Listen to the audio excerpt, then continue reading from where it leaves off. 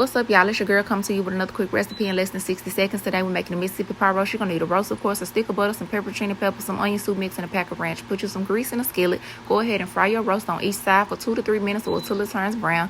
Add it to the crock pot. Then you're going to add a pack of ranch seasoning. You can do a little bit more if you have a bigger roast. As you can see, mine was a little small. Then you go ahead and add your onion soup mix in. Girl, where is it? Come on. You add your onion soup mix in just like you see. And I usually use unsalted butter, but my husband went to the store and he just does what he wants to do. But we worked with it. Add you about 8 pepperoni peppers. Add a little juice if you like your food to be spicy like me. And we're going to go ahead and put it on high. It takes 5 hours. Walk away. Don't be messing with it. But I went back in 2.5 and I did add some carrots. I cut up about 4 potatoes and added that as well. And as you can see, baby, in the full 5 hours, that's what it was looking like. You could tear it apart with a spoon. Don't play with me. Then I also had some greens in the freezer from like 2 weeks ago. And I went on ahead and thawed that out because why not? Let's have a Sunday meal on a Thursday. Don't play.